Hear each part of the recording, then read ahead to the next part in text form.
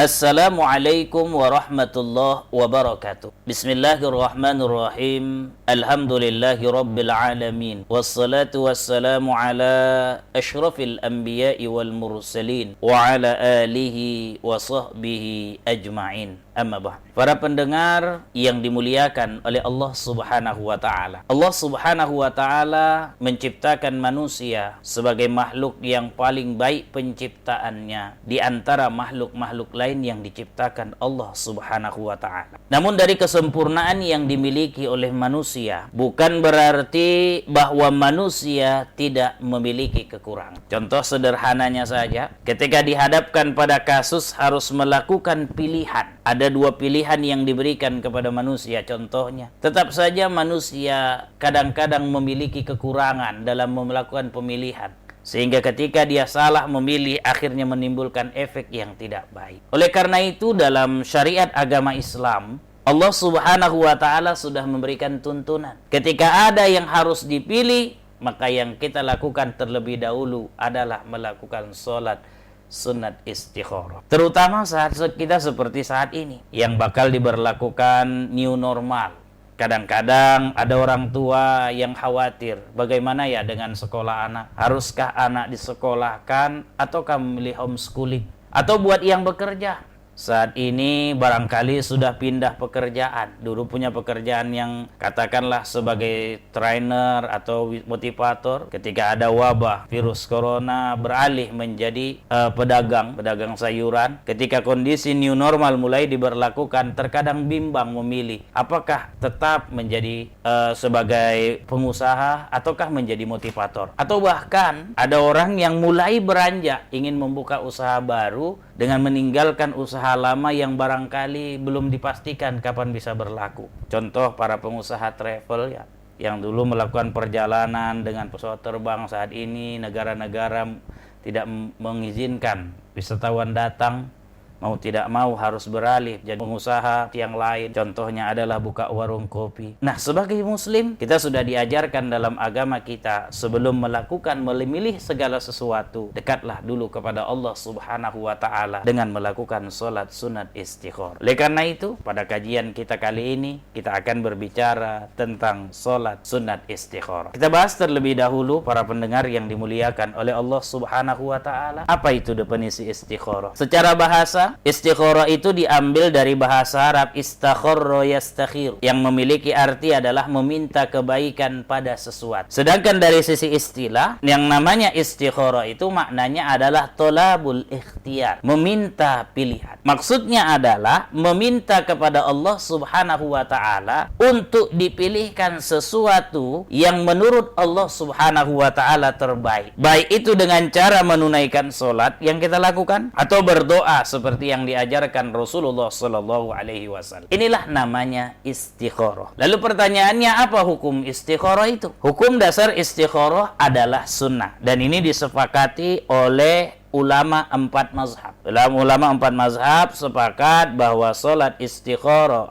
berdoa memohon pilihan kepada Allah, itu hukumnya adalah sunnah. Hal ini didasarkan pada sebuah hadis yang diriwayatkan dari Jabir radhiyallahu anhu. Kana Rasulullah sallallahu alaihi wasallam yu'allimu ashabuhu al-istikharata fil umuri kulliha kama yu'allimu surata minal Qur'an. Rasulullah sallallahu alaihi wasallam mengajari para sahabatnya untuk salat istikharah dalam setiap urusan sebagaimana beliau mengajari surat dari Al-Qur'an. Yaqulu, di hadis yang lain Rasulullah sallallahu alaihi wasallam bersabda, "Iza hamma ahadukum bil amri falyarka' rak'ataini min ghairil fariidha summa liyaqul." Jika kalian ingin melakukan suatu urusan, kata Rasul, maka kerjakanlah salat 2 rakaat selain salat fardu, kemudian hendaklah kalian berdoa, summa falyaqul Allahumma inni astakhiruka bi'ilmika wa astaqdiruka biqudratika wa as'aluka min fadlikal azim fa innaka taqdiru wa la aqdir wa ta'lamu wa la a'lam wa anta 'allamul ghuyub. Allahumma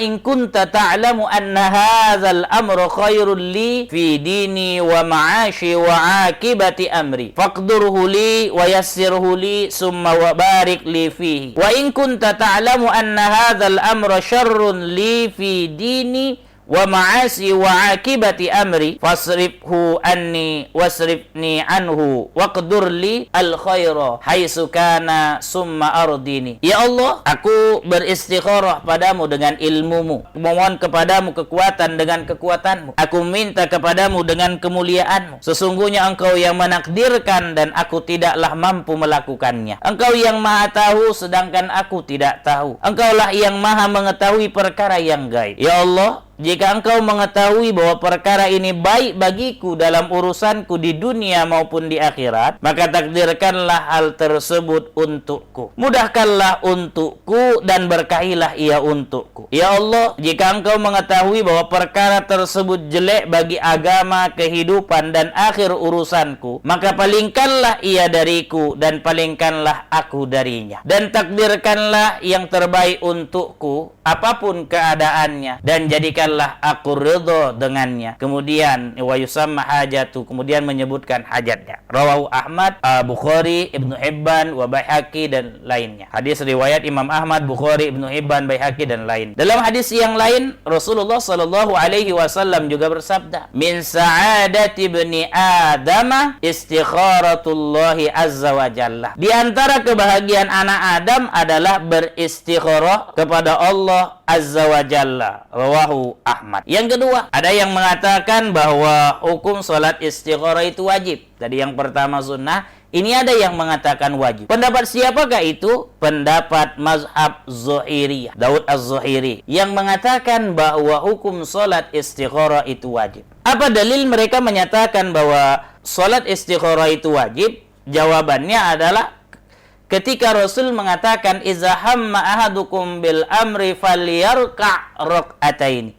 Kata falyarka' rak'ataini, kerjakanlah salat 2 rakaat. Ini dimaksudkan oleh mereka sebagai hal yang wajib. Nah, kaedahnya sebuah perintah dari Allah atau Nabi sallallahu alaihi wasallam, maka hukumnya wajib untuk dilaksanakan. Inilah pendapat dari kalangan mazhab Zuhairiyah. Artinya, dalam pandangan mazhab Zuhairiyah ini, ketika seorang sedang dilanda kebingungan untuk memutuskan sesuatu atau ingin melakukan sesuatu, maka dia wajib untuk melakukan istikharah supaya diberikan yang terbaik dari Allah Subhanahu wa ta'ala. Nah, jadi hukum dasar salat istikharah itu yang pertama sunnah. Ini ittifaq ulama, jumhur ulama, Imam Mazhab sepakat menyatakan bahwa ini adalah sunnah. Tapi ada yang menyatakan wajib, itulah pendapat mazhab Zuhairiyah. Apa hikmah istikharah? Di antara hikmah yang bisa kita petik dari adanya syariat tentang salat istikharah ini adalah sebagai bentuk atas berserah dirinya kita kepada Allah Subhanahu wa ta'ala dalam segala hal. Hikmah lainnya adalah agar manusia tetap menjalin hubungan dengan Allah saat akan menentukan pilihan, meminta pertolongannya agar dipilihkan yang baik dan yang tepat. Namun, para pendengar yang dimuliakan oleh Allah Subhanahu wa ta'ala, kita juga perlu mempelajari hal-hal apa saja yang bisa diistikharahkan. Para ulama sepakat bahwa istikharah dilakukan ketika ada sesuatu perkara yang mubah dan halal. Namun, tidak dimengerti mana yang terbaik untuk dilakukan. Seperti urusan pekerjaan, pernikahan, melanjutkan studi ke jenjang yang lebih tinggi, pindah usaha, kemudian melakukan apakah resign atau tidak dan sebagainya gitu ya. Yang penting dia adalah pekerjaan yang mubah dan halal. Maka jika ada sebuah perkara yang sudah diketahui mana yang baik dan mana yang tidak baik secara jelas, maka hal ini tidak perlu dilakukan istikharah. Contoh, baca Quran, itu sudah jelas baik, tak perlu sholat istikharah. Nah, selain itu, Istikharah juga tidak bisa dilakukan pada sebuah perbuatan yang hukumnya wajib dilakukan.